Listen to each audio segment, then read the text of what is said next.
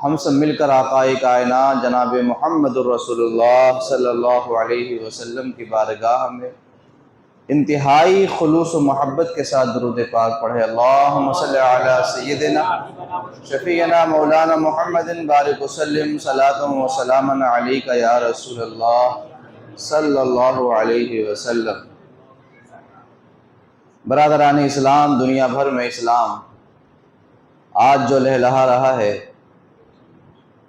اسلام کی کرنیں جو ہر طرف نظر آ رہی ہیں، اسلام کا خوشبو جو مشام جاں کو معطر کر رہا ہے، دنیا بھر میں اسلام کے ماننے والے مختلف انداز میں جو موجود ہیں، حتیٰ کہ عرب ہو یا عجم، تمام بر اعظم میں اسلام جو پھیلا اور پہنچا اور موجود ہے، یہ آخر کس قربانی کا نتیجہ ہے؟ آخر یہ کس طرح ہوا؟ آخر اس کی سب سے پہلے اس کے حفاظت کے لیے اور اس کو بچانے کے لیے کس نے اپنے تن من دھن کو قربان کیا تھا؟ آخر اس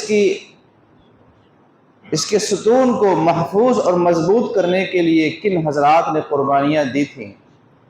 تو ہر مسلمان کو جاننا چاہیے کہ 17 رمضان 2 ہجری جمعہ کے دن بدر کے میدان میں کیا ہوا تھا۔ ہمارا مخالف یہودی اور عیسائی اپنے بچے کو سکھاتے ہیں، اور مسلمانوں کا یہ حال ہے کہ وہ اپنے اسلام کی عظیم ترین تاریخ سے بھی انتہائی غافل ہیں۔ بہت پہلے ایک مرتبہ ایک مسجد میں فائرنگ ہوئی تھی، تو جس گن سے فائرنگ کی گئی تھی اس گن پہ وہی تاریخ لکھی تھی جو بدر کی تاریخ تھی۔ یعنی ہمارا دشمن اتنا زیادہ مضبوط ہے کہ وہ اپنے لوگوں کو ہمارے خلاف ابھارنے کے لیے ہماری تاریخیں یاد دلاتا رہتا ہے، اور ہماری نسل اتنی زیادہ کمزور ہے کہ اگر بدر ہو، احد ہو، خندق ہو، خیبر ہو، تبوک ہو، حنین ہو، فتح مکہ ہو، یہ تمام اگر پوچھا جائے تو بہت کم لوگ ہیں جو بتا سکتے ہیں۔ میرے پیارے، رمضان کا مہینہ تھا، 17 رمضان اور جمعہ کا دن تھا، اور اسی تاریخ میں وہ عظیم واقعہ پیش آیا جس کو غزوہ بدر کہا جاتا ہے۔ اس کا پس منظر کیا ہے، اس کا بیک گراؤنڈ کیا ہے، پہلے وہ جانیں، اور اس کو جاننے کا فائدہ یہ ہوگا کہ آج جو سوشل نیٹ ورک کے ذریعے سے، آج جو پرنٹ میڈیا، الیکٹرانک میڈیا کے ذریعے سے مسلمانوں کو جہادی کہا جاتا ہے نا، اس کا جواب آپ کے پاس ہوگا۔ لوگ پوچھتے رہتے ہیں کہ ہم پر الزام لگایا گیا، جہادی کہا جاتا ہے مسلمانوں کو، اس کا جواب کیا ہوگا؟ بھائی ہم گھر گھر جا کے تو کسی کو جواب دے نہیں سکتے۔ البتہ ہم نے پچھلے سال جہاد کے حوالے سے پوری تفصیل سے لوگوں کو سمجھایا تھا، اور اسی مسجد میں سمجھایا تھا، اور اسی مہینے میں سمجھایا تھا۔ آج پھر سے ایک مرتبہ واقعے بدر کا پس منظر کیا ہے اس کو جانیے۔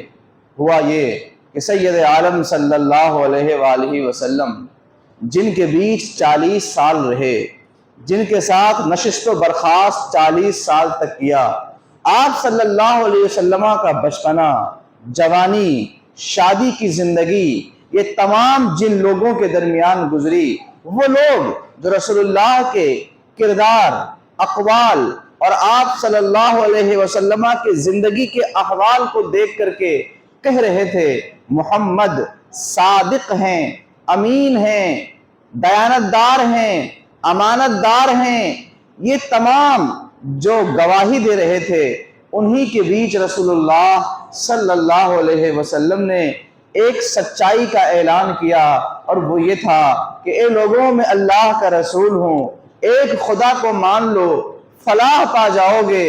اتنا کہنا تھا کہ 40 سال جن کے بیچ میں رہے، اور جن لوگوں نے 40 سال ان کی ذات پہ انگلی نہ اٹھا سکے، وہی لوگوں نے آپ کو معاذ اللہ گالیاں دی، آپ کو پتھر مارے، آپ کو نہ جانے کیا کیا کہا۔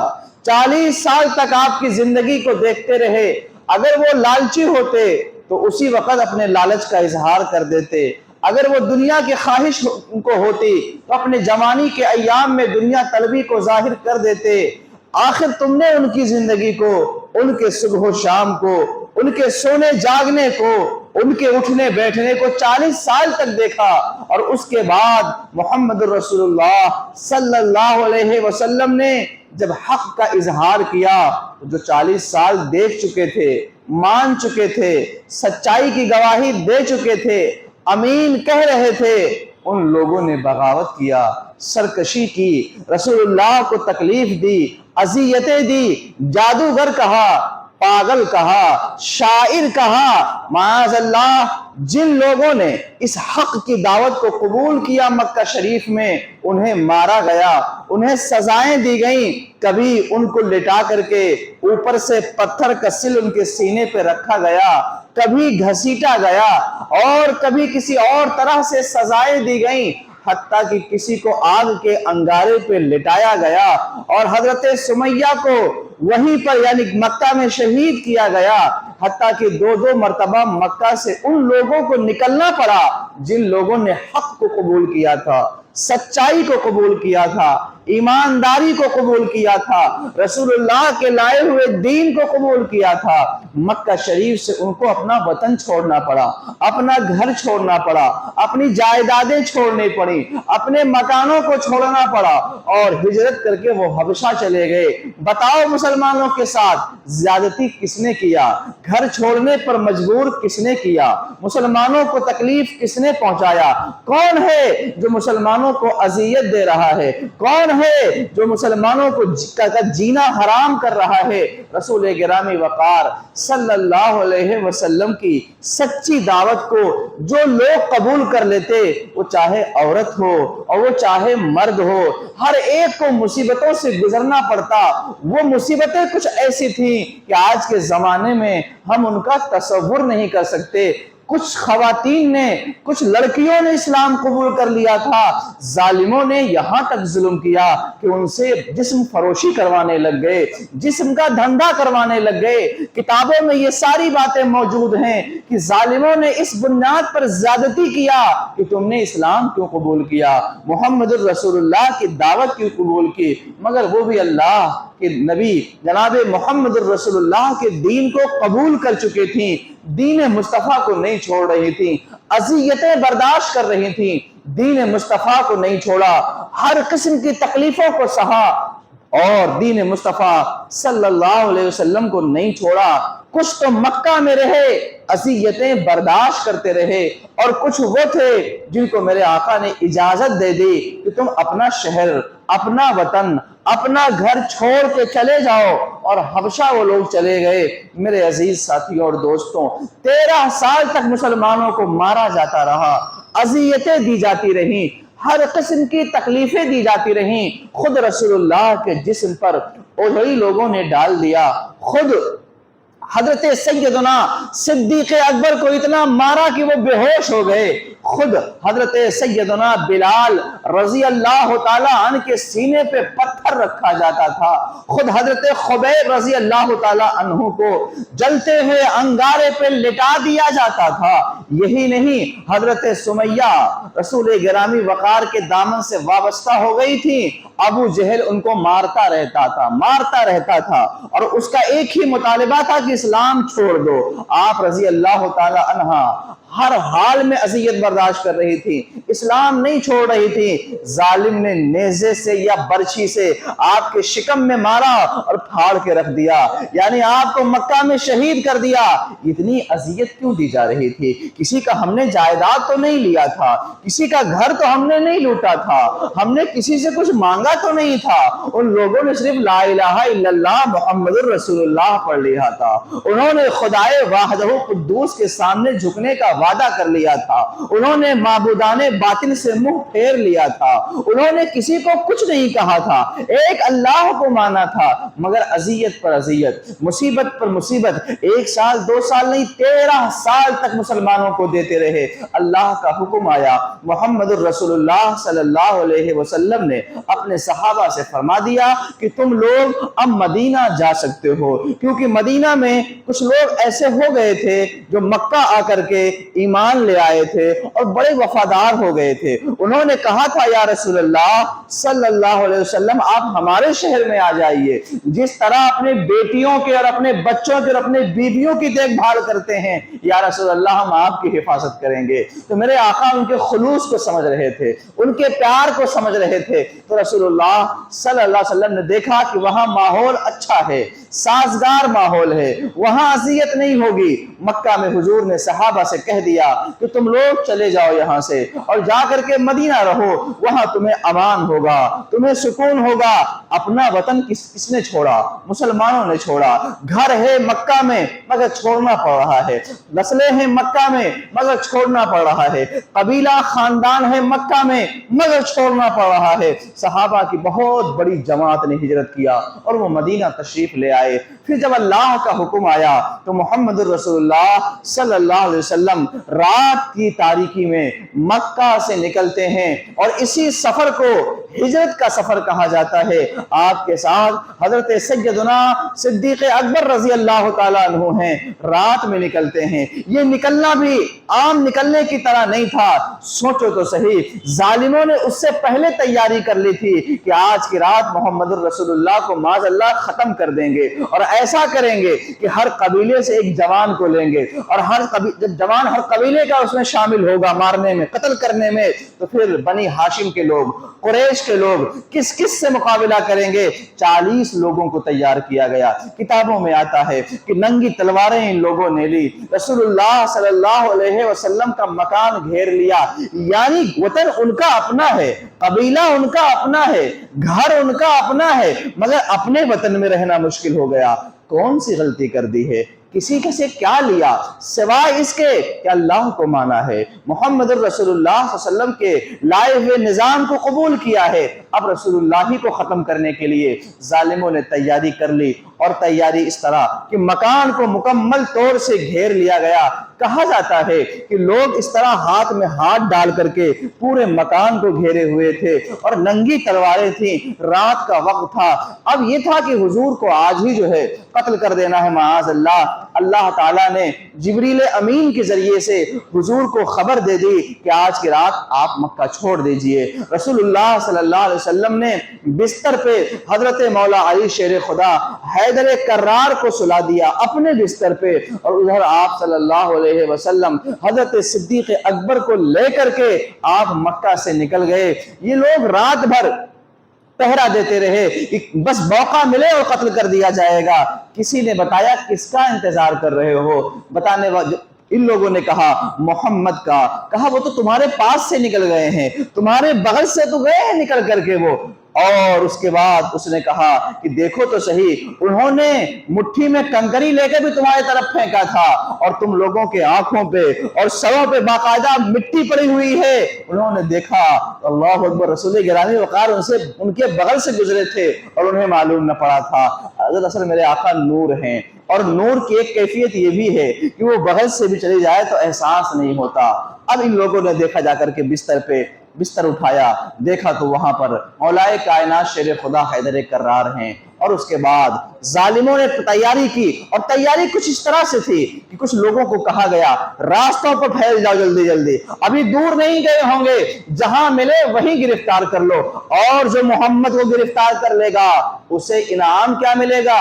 کہا جاتا ہے 300 گھوڑے, وہ بھی سرخ گھوڑے انعام میں دیے جائیں گے.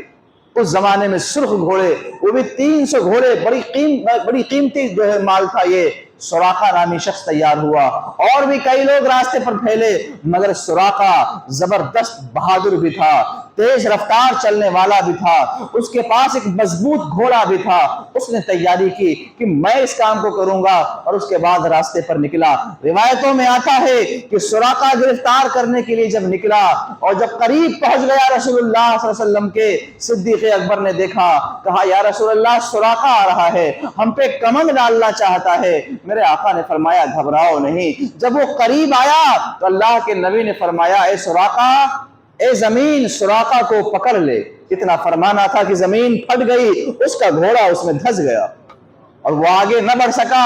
وہ چیخنے لگا, رونے لگا, معافی مانگنے لگا, آپ مجھے معاف کر دیں, آئندہ یہ قدم نہیں اٹھاؤں گا. آپ تو کریم ابن کریم ہیں, آپ रऊफ इब्न रऊफ हैं, आप मेहरबान हैं, आपके दिल में इंतहाई मोहब्बत है।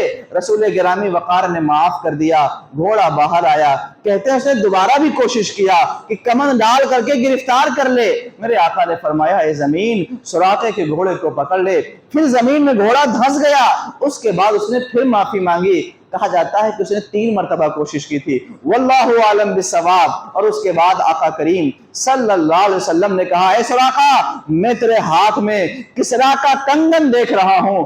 बशारत दिया उसको मेरे आका ने, और उसके दिल में ईमान की शमा रोशन हो गई, क्योंकि उसने अपनी आंखों से रसूलुल्लाह की ताकत को मुलाहिजा फरमाया, उनकी कुदरत को मुलाहिजा फरमाया, उनके इख्तियार को मुलाहिजा फरमाया। एक बात जहन में होना चाहिए, रसूलुल्लाह रात में डर के मारे नहीं निकले थे, अल्लाह का हुक्म था इसलिए निकले थे। तो नबी को जब भी अल्लाह का हुक्म आ जाए, दिन में आ जाए, रात में आ जाए, सुबह आ जाए, शाम में आ जाए, वो अल्लाह के हुक्म के मुताबिक जिंदगी गुजारते हैं। तो अल्लाह का हुक्म रात में निकलना था, इसलिए आप रात में निकले। इसको कुछ लोग कहते हैं डर के मारे रात में निकले, छुप करके निकले, भाग गए मक्का जो है मदीना की तरफ। नहीं, नबी भागा नहीं करते, नबी डरते नहीं, सिवाय खुदा के वो किसी और से डरने वाले नहीं होते। और अगर भागना ही होता तो 13 साल तक वहां जुल्म होता रहा, 13 साल तक अज़ियतें देते रहे, 13 साल तक लोगों ने बहुत कुछ किया। 2.5 साल तक तो आपका सोशल बाइकाट कर दिया गया था मक्का में, और ऐसा बाइकाट कि पानी भी अंदर नहीं दे सकते थे, गल्ला वगैरह भी नहीं पहुंचता था। ऐसा बाइकाट मक्का में, ऐसा बाइकाट किया गया था कि खाने के लिए कुछ नहीं होता था। किताबों में आता है कि चमड़े को कूट करके उसे पानी में भिगा कर पीते थे, ये कैफियत होती थी। इतनी अज़ियतें बर्दाश्त की, मुसीबतें बर्दाश्त की। भागना होता तो पहले भाग लेते, नबी भागा नहीं करते, नबी अल्लाह के हुक्म के मुताबिक चलते हैं। आप सल्लल्लाहु अलैहि वसल्लम जहां रात में निकले वहीं अपना इख्तियार भी दिखा दिया कि देखो नबी में इतना इख्तियार है कि चाहें तो जमीन भी फट जाए और दुश्मन को गिरफ्तार कर ले, पकड़ ले जमीन को, जमीन पकड़ ले दुश्मन को। इससे ये मालूम हुआ कि हुजूर की ताकत, हुजूर की कुव्वत भी आप देखो, हुजूर का इख्तियार भी देखो। और ये सफर हुआ। रसूल गिरामी वक़ार सल्लल्लाहु अलैहि वसल्लम गारे सौर में क़याम करते हैं। वहां से फिर आप सल्लल्लाहु अलैहि वसल्लम निकलते हैं, एक शख्स को साथ में रास्ता बताने के लिए लेते हैं और फिर निकल पड़ते हैं। इसी को हिजरत का सफर कहा गया। और जब आप मदीना तशरीफ लाए तो वो हिजरत का पहला साल था। अब यही देखें, वतन छोड़ दिया मुसलमानों ने, मक्का छोड़ दिया मुसलमानों ने, खुद रसूलुल्लाह ने अपना शहर छोड़ दिया। ये सब कुछ हुआ। उधर कुछ लोग मक्का से हबशा चले गए थे, मगर दुश्मनी तो देखो, आज भी वही हाल है मुसलमानों के साथ जो आज से 1400 साल पहले मक्का में हुआ था। इसलिए मुसलमानों को अपनी तारीख पढ़नी चाहिए और अपनी तारीख से सीखना चाहिए। वतन छोड़ दिया मगर अभी भी दुश्मनी बाकी है, अपना घर छोड़ दिया अभी भी दुश्मनी बाकी है। हमारे घर वीरान हो गए, मक्का में सब कुछ हुआ, मगर दुश्मन की दुश्मनी तो देखो कि उसके बावजूद भी वो मुसलमानों को नुकसान पहुंचाने के लिए मदीना भी आया करते थे। ये लोग मदीना आ गए, यहाँ आराम से रह रहे हैं, उनको वहां सुकून नहीं है कि मुसलमान इतने आराम से क्यों हैं, इतने सुकून से क्यों हैं। इनका सुकून छीना जाए, इनकी राहत छीनी जाए, इनका आराम छीना जाए। मुसलमान अपने जानवरों को चराने के लिए चरगाहों में लेके आते और उधर से ये ग्रुप बना के आते और हमला कर देते, कत्ल कर देते और जानवर लेके भाग जाते थे। मक्का से आते थे, मुसलमान मदीना में हैं मगर यहां भी सुकून नहीं है। ये लोग चुपके आते हैं, रास्ते में घात लगा के बैठ जाते हैं, किसी को पाते हैं मारते हैं और भाग जाते हैं। सवारी जानवर पाते हैं लेकर के चले जाते हैं और चलाने वाले को कत्ल कर देते हैं। यहां भी जुल्म कर रहे हैं। अब आप बताओ, इतनी ज्यादती मुसलमानों के साथ 13 साल तो मक्का में किया, अब मुसलमान मदीना आए तो यहां भी ज्यादती, यहां भी जुल्म, छुप के मारा जा रहा है, रास्ते में घात लगाया जा रहा है और जानवर को लेकर के भाग जा रहे हैं, चरवाहे को कत्ल कर रहे हैं। ये सब कुछ हो रहा है। अल्लाह का हुक्म अब आ गया, फ़क़्तुलुल मुशरिकीन हैसु वजदतुमूहुम, जहां पाओ तुम भी मार दो। अभी तक अल्लाह की तरफ से इजाजत न थी, सब्र करने का हुक्म था, सब सब्र कर रहे थे। वो कोई कमजोर लोग नहीं थे, ताकतवर लोग थे। सिद्दीक अकबर रज़ी अल्लाह ताला अन्हु उस जमाने में मक्का के रईस थे, मगर सब्र कर रहे थे क्योंकि अल्लाह का हुक्म है सब्र करो। ورنہ بجال کوئی ان کو ہاتھ لگا سکے. وہ زمانے کے رئیس تھے. حضرت عمر فاروق اعظم خود زبردست طاقتور تھے, نوجوان تھے, اور اللہ نے خوب ملکہ عطا فرمایا تھا, قوت عطا فرمائی تھی, مگر وہ بھی ایمان لانے کے بعد جو ان پر تکلیفیں آئیں وہ صبر کر رہے تھے, کیونکہ اللہ کا حکم تھا. بڑے بڑے صحابہ, حضرت سیدنا حمزہ رضی اللہ تعالیٰ عنہ, حضرت جعفر تجار حضرت علی کے بھائی رضی اللہ تعالیٰ عنہ, اور بڑے بڑے عظیم صحابہ, یہ مکہ میں جو صبر کر رہے تھے یہ کمزور نہیں تھے, ذاتی طور پر کافی مضبوط تھے. اگر لڑنے پہ آ جاتے تو کوئی مد مقابل کھڑا نہیں ہو سکتا تھا, مگر صبر کا حکم تھا اس لیے صبر کر رہے تھے. 13 سال تک اذیتوں کو برداشت کر رہے تھے, مگر تاریخ بتاتی ہے کہ تم جتنا صبر کرو گے ظالم پیچھا نہیں چھوڑے گا. تو ایک نہ وقت تو آئے گا کہ آپ کو بھی ہاتھ اٹھانا ہی پڑے گا. جب تک آپ ایسا نہیں کرتے تب تک تو وہ آپ کو ستاتا ہی رہے گا.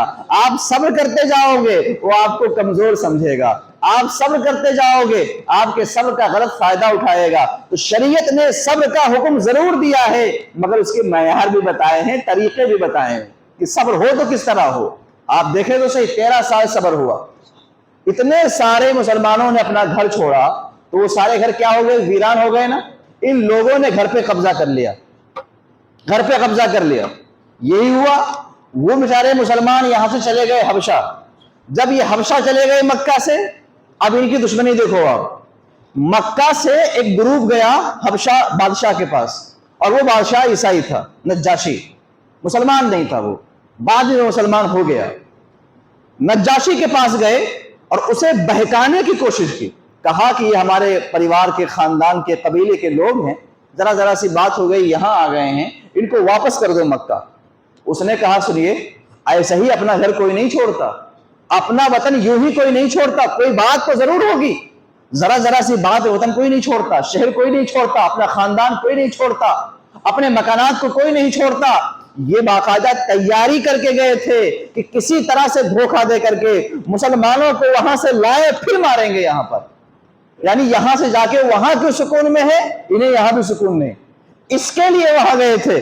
مگر اللہ نے کرم فرمایا, وہ بھاگ گیا اور سمجھ گیا. اس نے مسلمانوں کو واپس نہیں کیا اور کہا یہ ہمارے شہر میں سکون میں ہیں, انہیں یہی رہنے دیا جائے. چنانچہ وہ لوگ وہاں رہے. کچھ لوگ مدینہ سے, مکہ سے مدینہ آ گئے, اور جب رسول اللہ صلی اللہ علیہ وآلہ وسلم بھی آ گئے, حضرت مولائے کائنات شیر خدا بھی آ گئے, آپ کے جو پریوار کے لوگ مکہ میں تھے حضور نے ان کو بھی بلا لیا. اب دشمن پھر ٹینشن میں, گھر چھوڑ دیا پھر بھی ٹینشن ہے اس کو کہ مطلب یہاں سے وہاں گئے, وہاں کیوں سکون میں ہیں, وہاں بھی یہ پریشان ہونے چاہیے. اور راستے میں حملہ کرنا, پریشان کرنا, سواری لے جانا, قتل کر دینا, یہ 1-2 بار نہیں ہوا. جنگ بدر سے پہلے کئی مرتبہ یہ معاملات پیش آئے ہیں. جب اللہ کا حکم آ گیا کہ اب تمہیں اجازت ہے کہ تم بھی اپنی جان کی حفاظت کرو, دفاع کرو, اپنے آپ کو بچاؤ, پھر صحابہ کرام نے حفاظت کے راستے ہموار کیے, اور الحمدللہ بہت زبردست طریقے سے کیا. یہ لوگ ہر طریقے سے جو کچھ ظلم و زیادتی کر رہے تھے, صحابہ صبر کر رہے تھے. اب دفاع کا وقت آیا تھا. ایمانداری سے بتاؤ, اگر 500 لوگوں نے مکہ سے گھر چھوڑا ہوگا تو 500 گھر ویران ہوئے. ان کی جو گھر میں غلہ ہے, گھر میں جو سامان ہے, جو گھر کی جو چیزیں ہیں, یعنی کتنا بڑا مالی نقصان مسلمانوں کا ہوا. اس کو سمجھو پہلے آپ, تاکہ آپ بدر کے مسئلے کو سمجھ سکیں. اور ہوتا یہ ہے کہ ہم ایک چیز جانتے ہیں, پیچھے کو جانتے ہی نہیں, تو ہم خود کنفیوز رہتے ہیں. اگر 500 لوگوں نے ہی مکہ چھوڑا ہوگا تو 500 گھر ویران ہوئے. ایک گھر کی قیمت لگا لو آپ, اس زمانے کے اعتبار سے لگا لو آپ. پھر گھر کے ساز و سامان ہے, غلہ ہے, کپڑا ہے, دیگر گھر کے سامان ہے, یہ سب چھوٹ گئے نا. کیونکہ جو صحابہ اپنا وطن چھوڑ رہے تھے, ایسا نہیں کہ وہ باقاعدہ سواری میں پورا لاد کے لے کے جا رہے تھے, موقع ہی کہاں تھا, وہ تو کسی طرح اپنی جان بچا کے نکلتے تھے. حتیٰ کہ یہاں تک ہوا کہ ایک صحابی اپنی بیوی اور بچے کو لے کر مدینہ آ رہے تھے. ظالموں نے کہ ظلم تو دیکھو, بیوی کو چھین لیا, کہا یہ عورت جو ہے ہمارے قبیلے کی ہے, تمہارے ساتھ نہیں جا سکتی. بچے کو بھی چھین لیا, کہا یہ بچہ اس عورت سے ہے, تجھے جانا ہے تو جا, مگر اس عورت کو لے کر, اس بچے کو لے کر, بچہ ان کا اپنا تھا, نہیں جانے دیا. سواری بھی چھین لی, کہا یہ سواری تم نے یہاں خریدی ہے، یہاں کی سواری ہے، یعنی اونٹ گھوڑا جو بھی رہا ہوگا، نہیں جانے دیا۔ وہ صحابی پیدل پیدل چلے مدینہ کی طرف۔ کیسی محبت ہوگی اسلام کی، کیسی محبت ہوگی صحابہ سے، کیسی محبت ہوگی سرور کائنات صلی اللہ علیہ وسلم سے۔ چنانچہ اس طرح کی زیادتی بھی کی گئی ہے مکہ میں۔ ایک دو زیادتی ہو تو ہم بتائیں، چٹائی میں لپیٹ کر اور الٹا ٹانگ کر نیچے سے دھواں دیتے تھے یہ لوگ۔ اب آپ تھوڑا سا تصور میں لائیں کہ اگر کسی کے ساتھ آج ایسا ہو جائے کہ کسی چیز میں لپیٹا جائے اور پھر الٹا ٹانگ دیا جائے اور نیچے سے دماغ پہ دھواں دیا جائے تو کیا حال ہوگا؟ کتنی دیر تک کیا آپ ٹکیں گے؟ مگر وہ مسلمان تھے جن کے اسلام پر ہمیں فخر ہے، جن کے ایمان کو اللہ نے ہمارے لیے معیار بنا دیا ہے۔ ایمان لاؤ جیسا کہ لوگ ایمان لائے۔ وہ عظیم لوگ تھے، اتنی بڑی زیادتی کو بھی برداشت کر رہے تھے، اللہ اللہ کہہ رہے تھے، حتیٰ کہ کئی ایک کی جانیں چلی گئیں مگر انہوں نے اسلام نہیں چھوڑا، رسول اللہ کا ساتھ نہیں چھوڑا۔ یہ ساری زیادتیاں مکہ میں ہوئی۔ اب مسلمان مدینہ میں آئے، کچھ حبشہ میں ہیں، کچھ مدینہ میں ہیں، ایک اچھی خاصی تعداد ہو چکی ہے، مگر اب یہ لوگ راستے پر حملہ کر رہے ہیں، کبھی کچھ کر رہے ہیں، کبھی کچھ کر رہے ہیں۔ اللہ کا حکم آیا اور اس کے بعد قصہ یہ ہوا کہ 2 ہجری میں ابو سفیان اور دیگر لوگ مال تجارت لے کر کے ملک شام گئے ہوئے تھے۔ اس وقت ابو سفیان مسلمان نہیں ہوئے تھے، اور ایک بہت بڑا کئی لوگوں کی جماعت تھی، قافلہ تھا، تقریباً 40 لوگ تھے اس میں۔ یہ لوگ بہت زیادہ مال لے کر، مکہ والوں کا مال لے کر تجارت کے لیے گئے تھے ملک شام اور واپس آئے تھے۔ میرے آقا کریم محمد الرسول اللہ صلی اللہ علیہ وسلم نے فرمایا، میرے صحابہ تمہارا گھر چھینا ہے، تمہاری جائیداد چھینی ہے، تمہیں ہر حال میں نہتھا اور بے بس کر دیا ہے ان لوگوں نے، ان کا مال بھی ادھر سے گزرنے والا ہے، راستہ وہی تھا، لہذا تم بھی تعارض کرو ان لوگوں سے، تعارض کرو ان لوگوں سے۔ اس کے لیے صحابہ کرام نکلے، جو جس حال میں تھا ویسے ہی نکلا۔ کہا جاتا ہے کہ 2 گھوڑے یا 3 گھوڑے تھے، صرف 70 اونٹ تھے، مسلح بھی یہ لوگ نہیں تھے، کم و بیش 313 افراد تھے۔ یہ نکلے، جنگ کی کوئی تیاری نہیں تھی، تعارض کرنے کا حکم آیا تھا تاکہ یہ جان لیں کہ اب ہر معاملے میں ہم صبر ہی نہیں کرتے رہیں گے، ہمیں ہمارے دین نے دفاع کرنے کا بھی حکم دیا ہے، اپنی حفاظت کا بھی حکم دیا ہے۔ کب تک ہم مار کھاتے رہیں گے؟ کبھی ایک ہاتھ ہم بھی تو لگائیں گے صاحب۔ چنانچہ ہوا بھی ایسا ہی۔ مسلمان جب نکلے، ادھر جاسوسوں نے ان لوگوں کو خبر کر دی، انہیں اطلاع مل گئی کہ ایسا ایسا ہونے والا ہے۔ مختصر یہ کہ ان لوگوں نے راستہ بدل دیا اور بدل کر کے وہ مکہ پہنچ گئے۔ لیکن جب ان کو خبر ہوئی تھی کہ مسلمان قافلے کا راستہ روکنے والے ہیں تو انہوں نے مکہ میں خبر کر دی کہ ایسا ایسا سننے میں آیا ہے، حالات ایسے ہیں، تم لوگ اپنے مال کو بچانے کے لیے، قافلے کو بچانے کے لیے آ جاؤ۔ یہاں مکہ میں بھگدڑ مچ گئی، بڑے بڑے مکہ کے سردار تیار ہو گئے، بڑے معاملات ہوئے، ایک اچھی خاصی ٹیم تیار ہو گئی ان لوگوں کی، اور پوری طاقت کے ساتھ، اسلحے کے ساتھ، ناز و نخرے کے ساتھ تیار ہوئے اور یہ لوگ نکل پڑے۔ ابو سفیان جب اپنا مال لے کر کے نکل گئے تو انہوں نے دوبارہ خط لکھا، اب آپ لوگ واپس چلے ہو، جنگ کی کوئی بات نہیں، ہمارا ان کا مقابلہ ہی نہیں ہوا، ہم تو نکل آئے دوسرے راستے سے، لہٰذا اب تم لوگ واپس چلے آؤ۔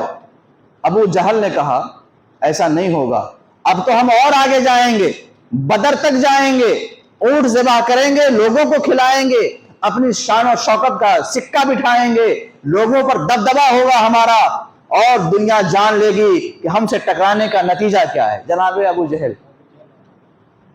جناب نے سوچ لیا تھا، اور اللہ کی مشیت بھی یہی تھی، ان کو مرنا بھی اسی میں تھا۔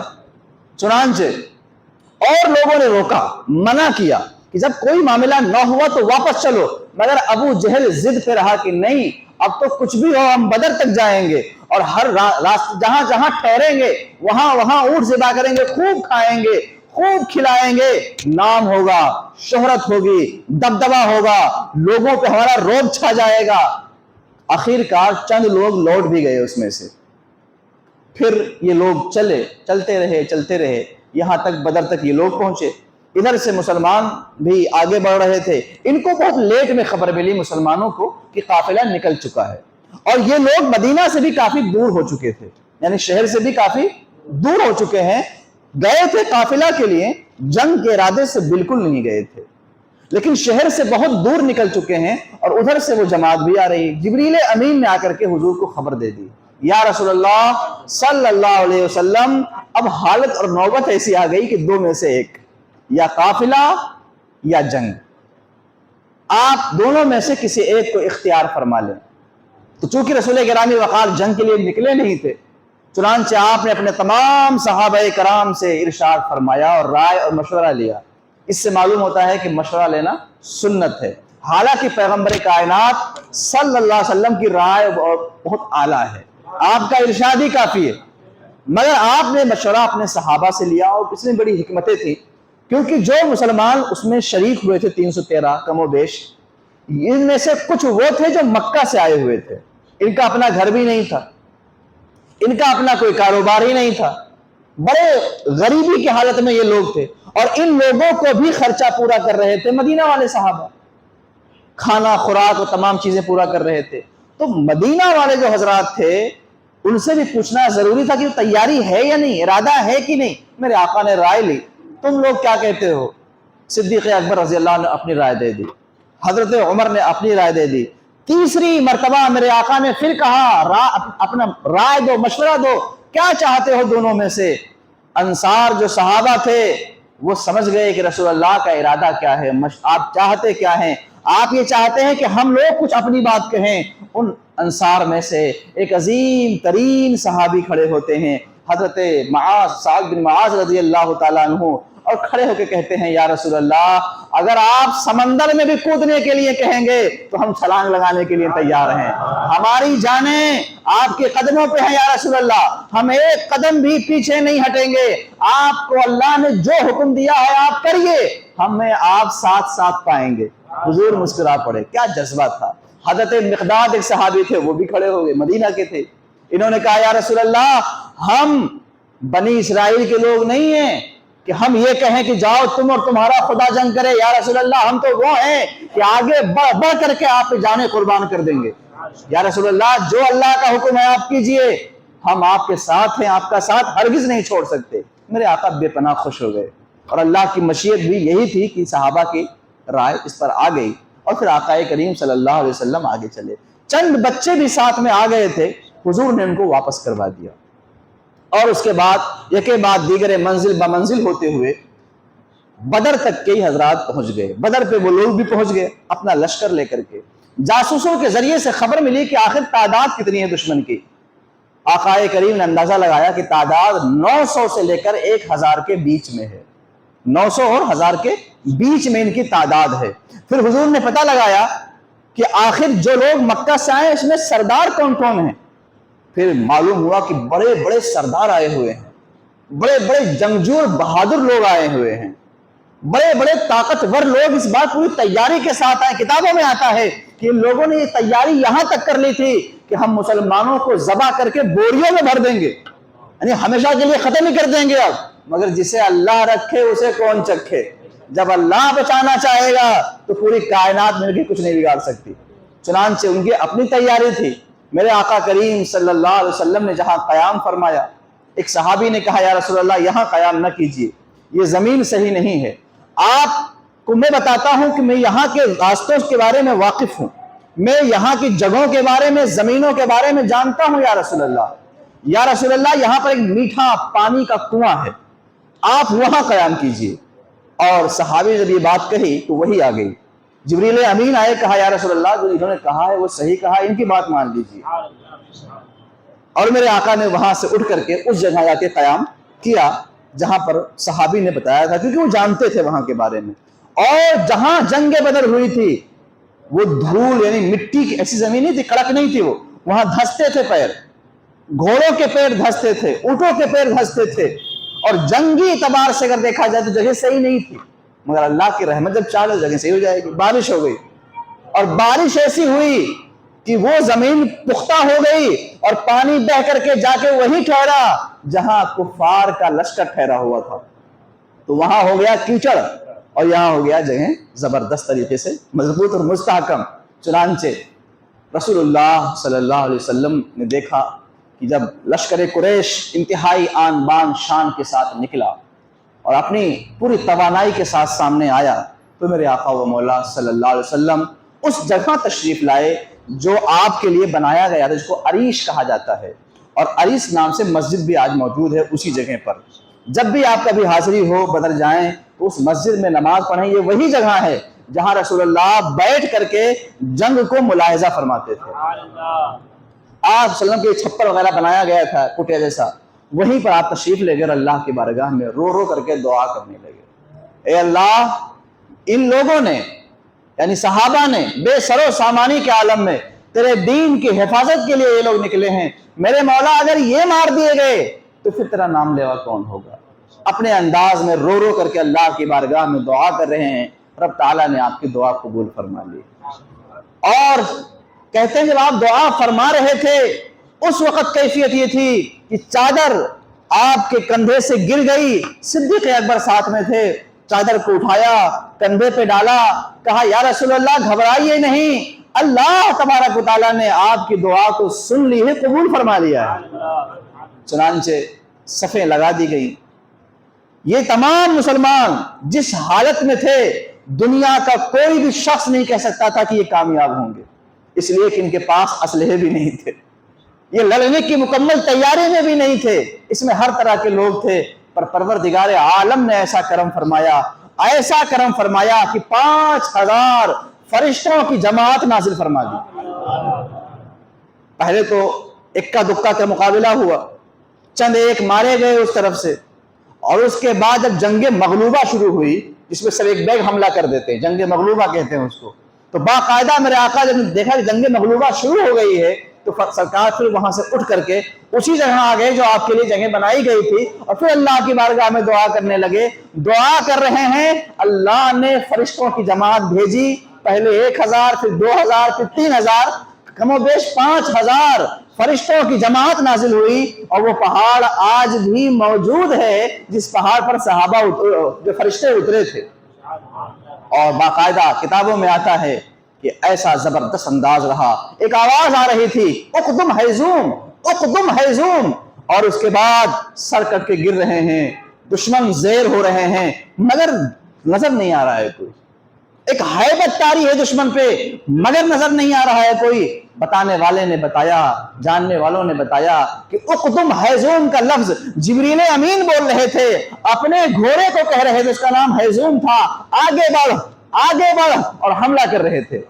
اللہ نے ایسا غالب فرمایا مسلمانوں کو، ایسا غالب فرمایا کہ یہ نہتے مسلمان تھے، 14 لوگ ان میں شہید ہوئے، ادھر 70 لوگ مارے گئے، وہ سردار مارے گئے، ادھر 14 حضرات شہید ہوئے، ادھر 70 مارے گئے، اور وہ بھی مکہ کے بڑے بڑے سردار وہاں مارے گئے۔ 70 کو گرفتار کر لیا گیا جو بھاگنے کی کوشش کر رہے تھے، سراقہ کی شکل میں، شیطان بھی اس میں شامل تھا، جب دیکھا کہ اب خیریت نہیں تو بھی بھاگ گیا۔ چنانچہ جنگ بدر یہ اللہ کی رحمت کے نازل ہونے کا ایک عظیم تاریخ ہے۔ 17 تاریخی تھی، آج ہی کی تاریخ تھی جب فرشتے آسمان سے اترے تھے، آج ہی کی تاریخ تھی جب اللہ نے ہماری ایسی حفاظت کی تھی کہ وہ شمع آج تک روشن ہے اور انشاءاللہ قیامت تک روشن رہے گی۔ آج ہی کی تاریخ تھی، بدر کا میدان تھا اور دن جمعہ تھا کہ اللہ تبارک و تعالیٰ کے نبی محمد رسول اللہ نے دعا فرمائی اور اللہ نے مسلمانوں کے حفاظت و صیانت کے لیے آسمان سے نوری مخلوق کو بھیجا۔ حدیث میں آتا ہے کہ ایک مرتبہ سیدنا جبریل امین نے پوچھا کہ یا رسول اللہ، جو لوگ بدر میں شریک تھے ان کے بارے میں زمین والے کیا کہتے ہیں؟ تو حضور نے فرمایا کہ وہ اور صحابہ میں افضل ہیں۔ کیا ہے؟ افضل ہیں۔ فرمایا یا رسول اللہ، فرشتے میں بھی یہی حال ہے، جو فرشتے بدر میں آئے تھے ہم سب ان کو افضل سمجھتے ہیں۔ چنانچہ یہ آج کی تاریخ تھی، بڑی مبارک تاریخ تھی، دعاؤں کے قبول ہونے کی تاریخ تھی۔ اور صوفیہ کا طریقہ رہا کہ وہ بدر میں جو حضرات شریک تھے مسلمان، ان کا نام پڑھتے تھے، اللہ نے ان ناموں میں برکت رکھی، اور پھر اس کے بعد دعا مانگتے تھے، ان ناموں کو پورا نام پڑھتے تھے اور پھر دعا مانگتے تھے، اور اپنا مشاہدہ تجربہ بتاتے ہیں کہ دعا قبول ہو جاتی ہے۔ ظاہر ہے جس کے لیے اللہ نے فرشتوں کو نازل فرمایا وہ کتنے مبارک لوگ ہوں گے۔ کتنے مقدس لوگ ہوں گے، کتنے عظیم لوگ ہوں گے۔ صدیق اکبر اس میں شامل ہیں، فاروق اعظم اس میں شامل ہیں، مولائے کائنات اس میں شامل ہیں، سیدنا حمزہ رضی اللہ تعالیٰ عنہ اس میں شامل ہیں، حضرت زبیر بن عوام اس میں شامل ہیں، بڑے بڑے عظیم صحابہ اس میں شامل ہیں۔ اور عالم یہ ہے کہ بے سر و سامانی کے عالم میں ہیں۔ رب تعالیٰ نے اس تاریخ میں فرشتوں کو نازل فرما کے قیامت تک مسلمانوں کے لیے بتا دیا، تمہارا ایمان، تمہارا ایقان، تمہارا عقیدہ اگر مضبوط رہا تو آسمان سے فرشتوں کا نزول آج بھی ہو سکتا ہے۔ تم گھبراؤ نہیں، ایمان پختہ رکھو، عقیدہ پختہ رکھو۔ اور آپ جانتے ہو بدر میں کیسے کیسے واقعات آئے ہیں، کیسے کیسے حالات بنے ہیں۔ ایک صحابی تھے، غالباً ان کا عمیر کچھ نام تھا، وہ جس میں تیر رکھتے ہیں نا، تیر جس میں رکھتے ہیں، اس میں کچھ کھجور رکھ کے کھا رہے تھے۔ وہ جنگ ہو رہی ہے، وہ کیا کر رہے ہیں؟ کھجور نکال کے کھا رہے ہیں۔ میرے آقا و مولا صلی اللہ علیہ وسلم نے جنت کے بارے میں بتایا اس وقت کہ جنت زمین و آسمان سے بڑی ہے۔ ان کے منہ سے نکلا واہ بھائی واہ۔ کیا نکلا؟ میں اس کو اپنی بولی میں بول رہا ہوں، واہ بھائی واہ۔ جب رسول اللہ کی زبان سے جنت کے بارے میں ایسا سنا، ظاہر ہے یار ہم لوگ جب بیان کرتے ہیں تو لوگوں پر ایک الگ کیفیت ہوتی ہے۔ جس نے جنت کو دیکھا ہو جب وہ اپنی زبان سے بیان کرے گا تو دیکھنے کا عالم کیا ہوگا، کیسا محسوس ہوگا۔ خود جب محمد الرسول اللہ بتائیں گے تو پھر کیا کیفیت ہوگی سننے والے کی۔ تو کہتے ہیں صحابی کو ایک عجیب کیفیت ہو گئی، انہوں نے اس کو نکال کے پھینکا، کہا بڑا ٹائم لگے گا اس میں، جنت چاہیے، اور فوراً میدان میں گئے، لڑتے لڑتے شہید ہو گئے۔ اسی جنگ میں ایک صحابی آئے، کہا یا رسول اللہ تلوار ہماری ٹوٹ گئی۔ عکاشہ یا عکاشہ ان کا نام تھا۔ میرے آقا کریم رؤوف الرحیم نبی صلی اللہ علیہ وسلم نے کھجور کی ایک ٹہنی ان کو دے دی، کھجور کی ٹہنی دے دی۔ صحابی کا عقیدہ بھی بڑا عجیب تھا، کسی نے ایک لمحے کے لیے نہیں پوچھا کہ یہ جنگ ہے اور آپ دے رہے ہیں تلوار کے مقابلے میں کھجور کی ٹہنی۔ کوئی توڑ ہی نہیں بنتا نا اس کا، دونوں کا کوئی نہیں ہے۔ مگر صحابی بھی اتنا عقیدہ رکھتے تھے کہ رسول اللہ کے ہاتھ سے چیز ہمارے ہاتھ میں آئی ہے لہذا قبول ہے، اور وہ لے کر کے گئے بھی ٹہنی کو، جب لڑنے لگے تو تلوار بن گئی، اور اسی تلوار کا نام اون یا ارجن تھا، اور یہ تلوار چاروں خلفاء کے زمانے میں موجود تھی، عظیم تلوار تھی یہ۔ چنانچہ وہ جب تک زندہ رہے وہ صحابی اسی تلوار سے جنگ لڑتے رہے۔ تھی کیا وہ؟ کھجور کی ٹہنی تھی۔ تو رسول اللہ صلی اللہ علیہ وسلم ایک جگہ اپنی طاقت، اپنا اختیار دکھا کے بتا رہے ہیں، خبردار مجبور اور بے بس مت سمجھنا، ان کا عالم تو یہ ہے کہ اگر یہ مٹی کو بھی ہاتھ لگا دے تو سونا بن جائے۔ تو کوئی یہ سمجھے کہ آپ مجبور تھے، ڈرے ہوئے تھے، سہمے ہوئے تھے، نہیں، یہ سب اللہ کی مرضی تھی اور مشیت تھی۔ جیسا اللہ کا حکم تھا آپ ویسا عمل کرتے تھے۔ اسی جنگ میں یہ واقعہ بھی پیش آیا، کہا جاتا ہے حضرت قتادہ کی آنکھ نکل آئی۔ جنگ احد یا جنگ بدر کا ہے، بعض نے لکھا کہ جنگ بدر میں ایسا ہوا تھا۔ آنکھ باہر نکل آئی، وہ بارگاہ مصطفیٰ صلی اللہ علیہ وسلم میں آئے اور کہا یا رسول اللہ میری آنکھ باہر آ گئی۔ نبی پاک نے اپنا لعاب پاک نکالا، آنکھ پہ لگایا، آنکھ اندر کر دیا، ان کی آنکھ پہلے سے زیادہ روشن ہو گئی، اور جب تک تھے تب تک آنکھ صحیح سلامت تھی۔ ایک طرف حالت دیکھو اور دوسری طرف طاقت دیکھو۔ وہ رسول بتا رہے ہیں کہ نبی عام انسانوں کی طرح نہیں ہوتا، میدان جنگ میں دونوں کیفیت ظاہر ہے، اور بتانا یہ چاہتے ہیں کہ اے لوگوں، رسول اللہ ہر لمحہ ہر گھڑی اللہ کی دی ہوئی طاقت سے مالک و مختار ہیں۔ اللہ نے بڑی قوتیں آپ کو عطا فرمائی ہیں۔ اسی جنگ میں یہ ہوا کہ سید عالم صلی اللہ علیہ وسلم نے جب معائنہ فرمایا تھا اور جنگ شروع بھی نہ ہوئی تھی تو سرکار مدینہ نے لکڑی سے لکیر کھینچ کر کے بتایا اس جگہ ابو جہل مارا جائے گا، اس جگہ فلاں مارا جائے گا، اس جگہ فلاں مارا جائے گا۔ جنگی داؤ پیچ جاننے والا دنیا کتنا ہی زبردست انسان ہو، وہ کسی کے موت کے بارے میں اتنا زبردست فیصلہ نہیں کر سکتا۔ صحابہ بتاتے ہیں جہاں جہاں رسول اللہ نے لکیر کھینچ کے جس کا نام لیا تھا، جب جنگ مکمل ہو گئی تو ہم نے دیکھا کہ جہاں رسول اللہ نے لکیر کھینچی تھی وہیں اس کی لاش پڑی ہوئی تھی، یعنی وہ اس کے آگے نہیں بڑھ سکا۔ تو گویا رسول اللہ کو اللہ نے یہ بھی اختیار فرمایا کہ آپ جانتے ہیں کون مرے گا اور کہاں مرے گا اور کس جگہ مرے گا اور کس حالت میں مرے گا۔ سید عالم صلی اللہ علیہ وآلہ وسلم نے اختیارات ظاہر فرمائے، کئی معجزات ظاہر ہوئے بدر کے میدان میں، کئی قوتیں ظاہر ہوئی اور پھر اللہ تبارک و تعالیٰ نے مسلمانوں کو غالب فرمایا. 70 مارے گئے وہ ظالم، 70 ان میں سے گرفتار ہوئے، بقیہ بھاگے، مگر اللہ نے ایسا رعب و دبدبہ پیدا فرمایا کہ آج تک بھی لوگ بدر کے نام سے ڈرتے ہیں، کیونکہ وہ ایمان، وہ عقیدہ، وہ پختگی اگر 313 میں بھی ہو جائے. اسی لیے کہتے ہیں جب وہ 313 تھے تو لرزتا تھا زمانہ، آج ہم کروڑوں ہیں تو کرتے ہیں غلامی. وہ 313 مسلمان تھے، اور رسول اللہ صلی اللہ علیہ وسلم کی عادت تھی کہ جہاں بھی جنگ ہوتی آپ صلی اللہ علیہ وسلم فتح پاتے تو آپ وہاں ٹھہرتے تھے، رک جاتے تھے 2-3 دن کے لیے. یہاں بھی آپ ٹھہرے اور لاشوں کو باقاعدہ ڈالا گیا کنویں کے اندر. سید عالم وہاں تشریف لے گئے اور ایک ایک کا نام لے کر کے پکارا کہ میرے خدا نے جو مجھ سے وعدہ کیا تھا وہ تو پورا ہو گیا. اے فلاں تو بتا جو تیرے خدا نے وعدہ کیا تھا وہ ہوا یا نہیں؟ حضرت عمر پاس میں ہی موجود تھے. کہا یا رسول اللہ بھلا یہ سنتے ہیں؟ فرمایا ہاں یہ تم سے زیادہ سنتے ہیں.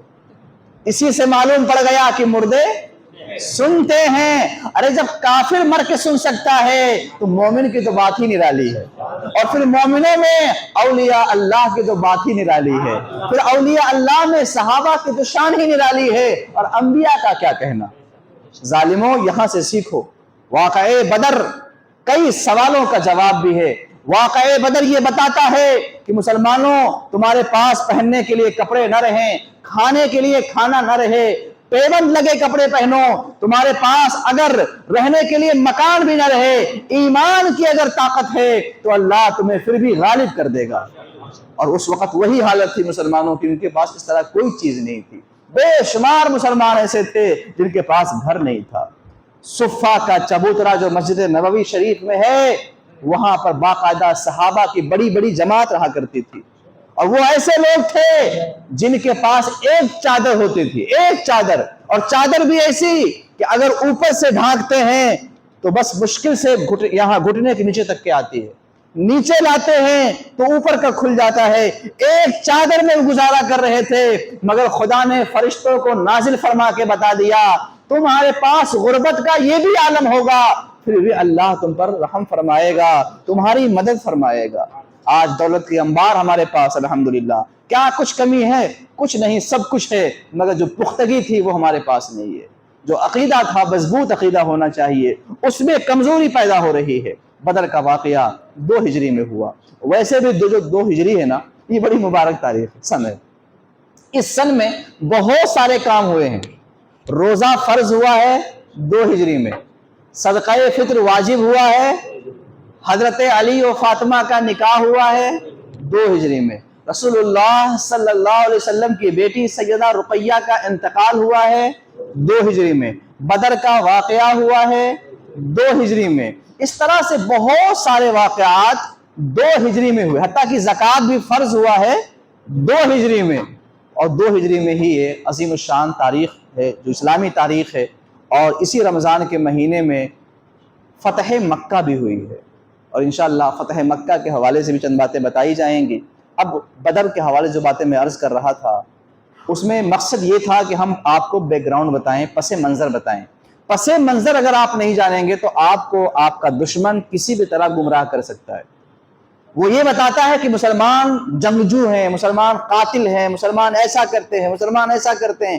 جب آپ جانو گے کہ گھر ہمارا چھینا گیا، شہر سے ہم کو نکالا گیا، ہم نے وطن کو چھوڑا، ہجرت ہم نے کیا، اس کے باوجود مسلمانوں کو تکلیفیں دی گئی، اذیتیں دی گئی، اب جب مسلمانوں نے دفاع کیا، اپنی حفاظت کی، تو وہی جنگ بدر ہے.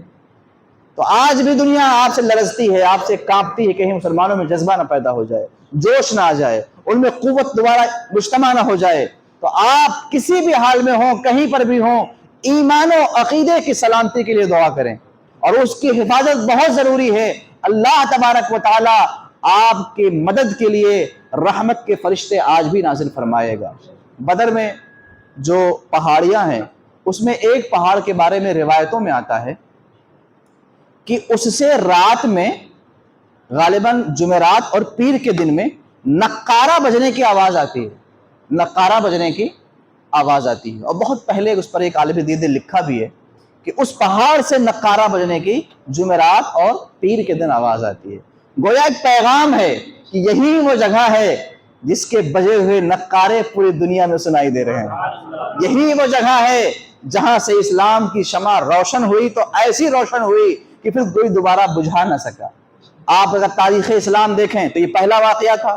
اس کے بعد جتنے واقعے ہوئے ہیں، احد لے لیں آپ، جنگ احد میں مسلمان 700 تھے، دشمن 3000 تھے۔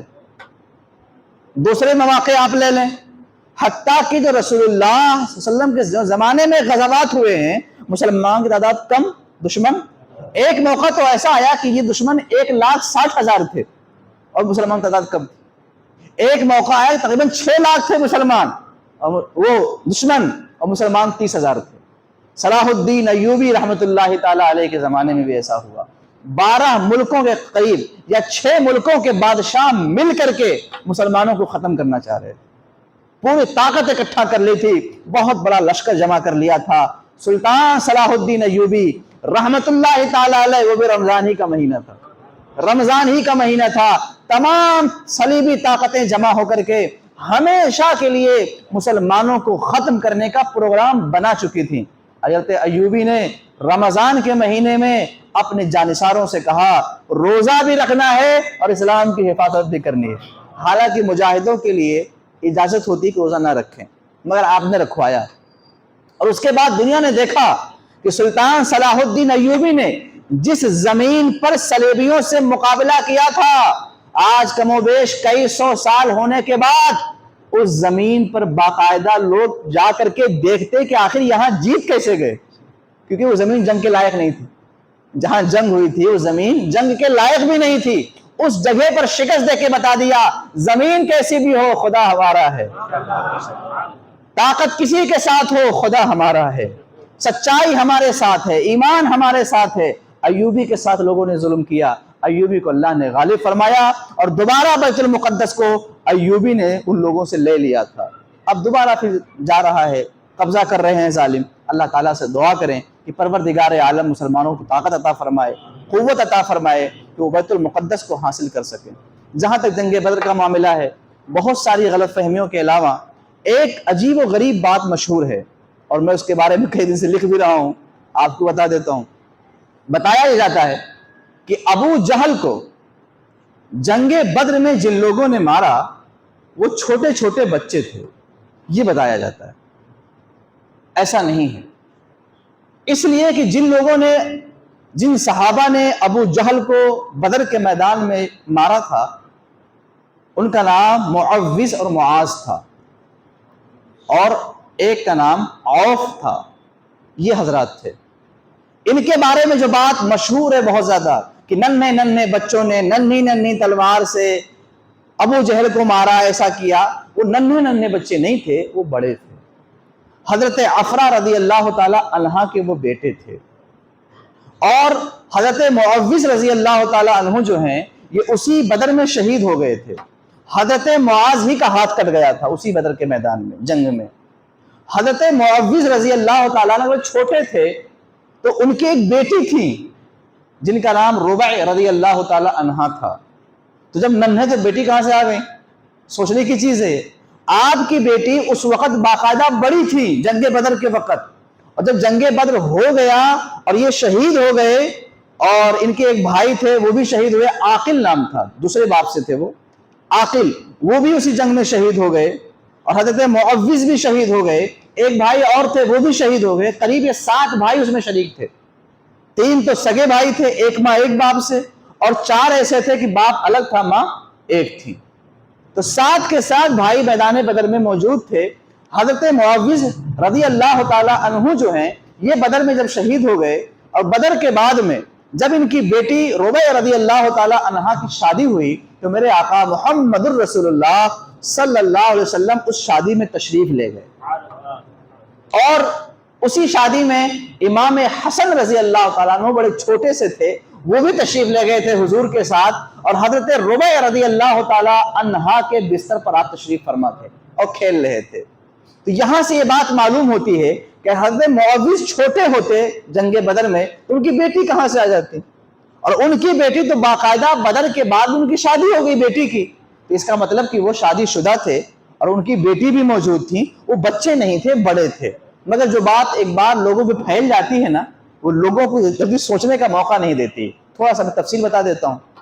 حضرت افرا رضی اللہ تعالی عنہ ایک صحابیہ ہیں، عظیم صحابیہ ہیں، بڑی بہادر صحابیہ ہیں۔ ان کے جو پہلے شوہر تھے ان سے 3 بیٹے تھے، اور جو دوسرے شوہر ان کے ہوئے، پہلا کا انتقال ہو گیا تو ان سے 4 بیٹے ہوئے، اور یہ 3 اور 4 7 کے 7 بیٹے میدان بدر میں موجود تھے، یہ بھی جان لیجیے۔ اور حضرت معوذ یا حضرت عوف جو تھے، یہ وہ عظیم ترین صحابی ہیں کہ جب رسول اللہ مکہ شریف میں تھے اور مدینہ سے کچھ لوگ جا کر کے ایمان لائے تھے وہاں پر، تو ان جانے والوں میں حضرت معوذ کے بھائی حضرت عوف رضی اللہ تعالی عنہ بھی شامل تھے۔ تو اس سے یہ معلوم پڑتا ہے کہ یہ چھوٹے نہیں تھے، یہ بڑے بڑے لوگ تھے، عمر دراز تھے۔ لیکن اس کا یہ مطلب نہیں کہ بہت زیادہ عمر تھی، قریب یہ سب کے سب جوان تھے، نوجوان تھے۔ اللہ تبارک و تعالیٰ کی بارگاہ میں دعا ہے کہ آج کی تاریخ اللہ نے اپنی رحمتوں کا نزول فرمایا، فرشتوں کو نازل فرمایا، مسلمانوں کی مدد فرمائی۔ آج بھی ہمیں مدد کی ضرورت ہے، بیت المقدس لہو لہان ہے، مدد کی ضرورت ہے۔ ہماری عزتیں چھینی جا رہی ہیں، مدد کی ضرورت ہے۔ ہمارے گھر محفوظ نہیں ہیں، مدد کی ضرورت ہے۔ نوجوان قتل کیے جا رہے ہیں، مدد کی ضرورت ہے۔ ہماری آبروئیں لٹ رہی ہیں، مدد کی ضرورت ہے۔ ہم میں اتحاد نہیں، اختلاف پیدا ہو چکا ہے، مدد کی ضرورت ہے۔ ایمان والے صحیح العقیدہ لوگ مستحکم اور مضبوط ہو کر کے ایک ساتھ مل جائیں، انشاءاللہ رحمت الہی آج بھی نازل ہوگی، اور انشاءاللہ پروردگار عالم غیب سے ہماری مدد آج بھی فرمائے گا۔ اللہ تبارک و تعالیٰ آپ کو، ہم کو، سب کو شہدائے بدر و شرکائے بدر کا صدقہ عطا فرمائے، ان سے سچی محبت عطا فرمائے، کل بروز قیامت ان کا سایہ، ان کی قرب اور ان کی شفاعت نصیب فرمائے۔ درود پاک پڑھ لیجیے۔ اللہم صلی علی سیدنا مولانا محمد بارک وسلم، صلاۃ و سلام علیک یا رسول اللہ صلی اللہ علیہ وسلم۔ یا اللہ، یا رحمان، یا رحیم، فضل فرما، کرم فرما، رحم فرما الہی۔ آج 17 رمضان المبارک، بالخصوص شہدائے بدر کی یادگار کی عظیم تاریخ، الہ العالمین اپنی رحمتوں کے ذریعے سے، فرشتوں کے نزول کے ذریعے سے مولا تو نے مسلمانوں کی مدد فرمائی۔ پروردگار عالم، ہم سب جمع ہو کر شہدائے بدر و شرکائے بدر کا ذکر خیر کر رہے تھے، مولا ان کے ذکر خیر کی برکت سے ہم سب کے جمع ہونے کو قبول فرما لے۔ الہ العالمین ان نفوس قدسیہ کی برکت سے پروردگار ہم تمام مسلمانوں میں اتحاد، اتفاق، محبت و مربت پیدا فرما۔ الہ العالمین شرکائے بدر کے صدقے میں ہم تمام مسلمانوں کو عروج عطا فرما، بلندی عطا فرما، حاسدوں سے، ظالموں سے، منافقوں سے ہم سب کی حفاظت فرما۔